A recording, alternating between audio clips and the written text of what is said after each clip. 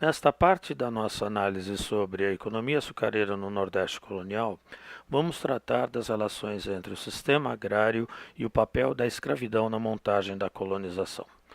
Uma vez resolvida a questão sobre qual atividade seria a base do sistema colonial, havia que se decidir sobre qual o sistema propriamente dito ou a forma da produção agrária da cana-de-açúcar no Brasil.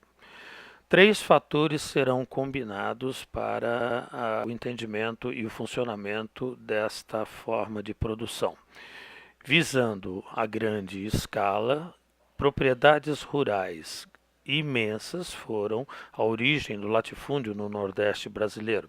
Essa grande propriedade rural se caracterizava pela monocultura da cana-de-açúcar, ou seja, com vistas ao mercado externo, só se produzia esse produto. É claro que dentro de cada engenho havia também a produção da agricultura de subsistência e de algum gado para a alimentação e funcionamento da propriedade. Agora, ressalte-se o elemento fundamental da economia voltada toda para o mercado externo. Essa característica é extremamente importante a entendermos as origens, em parte, do subdesenvolvimento no Brasil, toda a economia voltada para o mercado externo.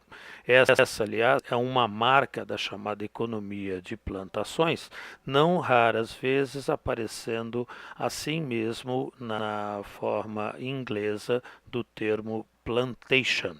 A plantation foi, portanto, o sistema agrário em que se basearam as fazendas montadas pelos portugueses na região nordestina do Brasil, que aqui eles chamavam de sesmarias.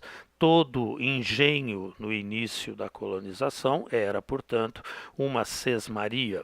Depois, com o desenvolvimento, nem toda sesmaria seria necessariamente um engenho. Teremos fazendas, até mesmo um sistema de plantation, dedicadas a outras atividades. Uma característica fundamental que também compõe esta forma de produção está na força motriz da mão de obra escrava. No período colonial da história brasileira, não é possível caracterizarmos a plantation sem a menção ao trabalho escravo, sobretudo africano, sobretudo a mão de obra advinda da África, cujo tráfico permitia lucros altíssimos aos empresários portugueses que se dedicavam a esta importação de africanos, como eles gostavam de chamar. É importante também, portanto, que se localize toda a questão da escravidão no chamado Sistema Atlântico da Economia de Plantações. Esta tela do pintor Rugendas, que esteve pelo Brasil no século XIX, muito bem retratou a maneira como funcionava na época o tráfico negreiro, nos dá uma ideia de como, nas origens mesmo desse tipo de comércio, eram transportados os trabalhadores da África para a América.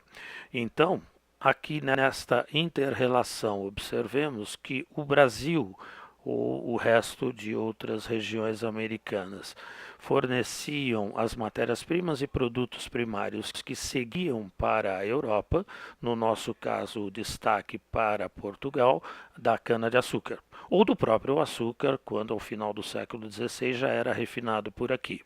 Este barco seguia em seguida para a região de Flandres, onde começava a distribuição do açúcar pelo mercado europeu. Esta era a parte mais lucrativa do sistema. No retorno deste barco, passando por Portugal, carregando-se de produtos manufaturados, esse navio em seguida passava pelos chamados empórios de escravos no litoral da África, carregava-se de mão de obra e em seguida essa mão de obra era trazida para cá.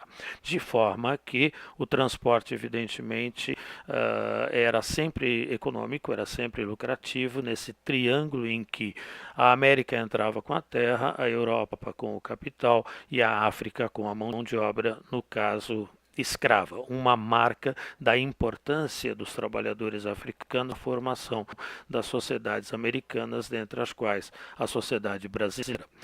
A forma como isso se desenvolveu pode ser considerada em termos de números assim. Em 1570, nós já tínhamos no Brasil, sempre movidos por trabalhadores escravos, coisa de 60 engenhos na região do Nordeste. Em 1630, esse número de engenhos havia subido para 350, e em 1710 os engenhos somavam 525 na região nordestina do Brasil. Como costumava-se dizer na época, sem açúcar não há Brasil, sem a escravidão não há açúcar e sem Angola não há escravos.